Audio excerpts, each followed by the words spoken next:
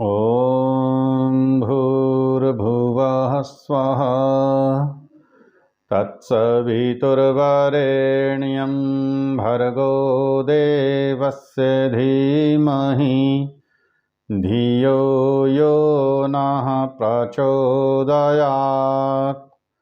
ओम सभी को नमस्ते जी। आर्योद्देश्य रत्नमाला स्वाध्याय श्रृंखला में आप सभी का स्वागत है। आज हम सब आर्योद्देश्य रत्नमाला के क्रम संख्या 21 का स्वाध्याय करेंगे। विषय स्तुति। स्तुति क्या है? ऋषि कहते हैं जो ईश्वर व किसी दूसरे पदार्थ के गुण, ज्ञान, कथन, श्रवण और सत्य भाषण करना है वह स्तुति कहलाता है। जो सत्य भाषण करना है किसके विषय में? ईश्वर के विषय में। ईश्वर कैसा है, उसके गुण, कर्म, स्वरूप, स्वभाव कैसे हैं। ईश्वर न्यायकारी है, ईश्वर सर्वव्यापक है, ईश्वर निराकार है, वह जन्म मरण के बंधनों से सर्वथा सर्वदा मुक्त है, वह कभी शरीर धारण नहीं करता, वह न्यायकारी है, वह प्रत्येक जीव के कर्मों का यथावत फल देने वाला है। ये सब उस ईश्वर की स्तुति है। ये सब ईश्वर के गुणों का वर्णन किया जा रहा है, सत्य वर्णन। ऐसा नहीं कि ईश्वर जिसको चाहे वह माला माल कर दे, जिसको चाहे वह सजा दे दे, जिसको चाहे वह क्षमा कर दे, जब चाहे वह शरीर धारण कर ले। यह ईश्वर की स्तुति नहीं है, क्योंकि ये ईश्वर के गुण नहीं है। जो जो ईश्वर के गुण हैं उन्हीं को कहना, उन्हीं को मानना, उन्हीं को जानना। और कहते हैं वाह किसी दूसरे पदार्थ के, दूसरा कोई भी पदार्थ है, पदार्थ का गुण एक है, इसमें एक गुण है, इसके 20 गुण बताएंगे हम। तो जो गुण है उसी को बताना है, अपने तरफ से कुछ नहीं बताना है। एक व्यक्ति धूम्रपान करता है, आपने कहा वह धूम्रपान करता है, उसके अंदर है ये गुण, ये उसकी स्तुति है। हाँ, वह व्यक्ति सदाचारी है, धार्मिक है, विद्वान है, परोपकारी है, ये उसके गुण हैं, उनका वर्णन कर रहे हैं, ये उसकी स्तुति है। व्यक्ति सदाचारी है, हम कहें वह तो व्यभिचारी है। व्यक्ति सत्यनिष्ठ है, हम कहें वह तो सत्यनिष्ठ नहीं है, वह तो चोर है, वह तो झूठ बोलने वाला है, मिथ्या भाषण करने वाला है। ये उसकी स्तुति नहीं है। जो उसके गुण हैं उनको वैसा ही कहना, यही स्तुति कहलाता है। गुण ज्ञान, जो गुण हैं, जो ज्ञान है परमेश्वर का, उसे कहना, उसे सुनना और उसी का सत्य भाषण करना, वह सब स्तुति कहलाता है।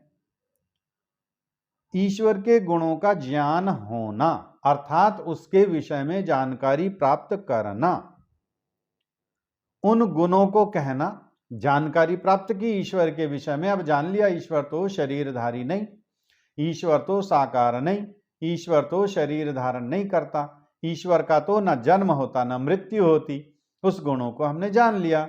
ईश्वर तो सर्वव्यापक है, सर्वांतर्यामी है, निराकार है, दयालु है, न्यायकारी है, इस संसार का पालक पोषक वही है। इन गुणों को जानना और उसको कहना और वैसा सुनना सुनाना, यह सब स्तुति है।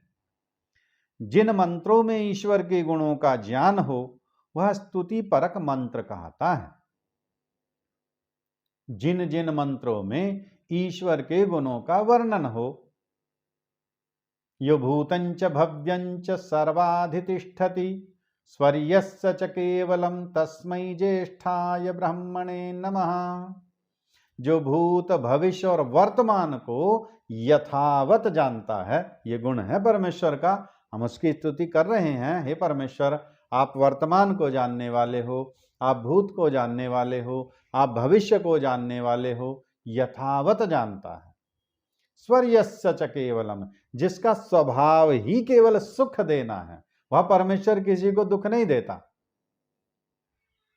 उसका स्वभाव ही है सुख देना सबको, तो वो स्वयं में सुख स्वरूप और सबको सुख देने वाला है, ये उसकी स्तुति है।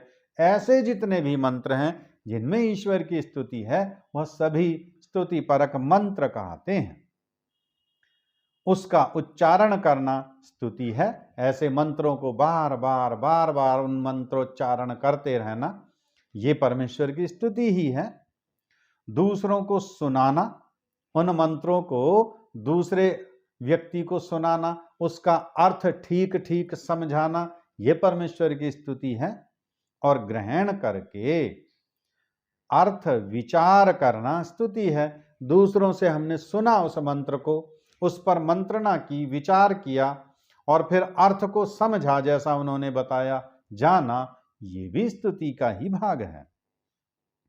सत्य भाषण करना स्तुति है, अर्थात जो पदार्थ जैसा है, जो व्यक्ति जैसा है, उसको वैसा ही कहना स्तुति है। तो परमेश्वर के गुणों का जितना जितना हम कथन करेंगे वह सब उसकी स्तुति है, क्योंकि जो वस्तु जैसी है वैसी ही कहने का नाम सत्य भाषण है। जो वस्तु जैसी है, भोजन अभी तो आया है, ताजा है, बिल्कुल गर्म है, आ जाओ कर लो भोजन। और ये बने हुए तो 4 घंटे हो गए, 4 घंटे पूर्व बना था भोजन तो।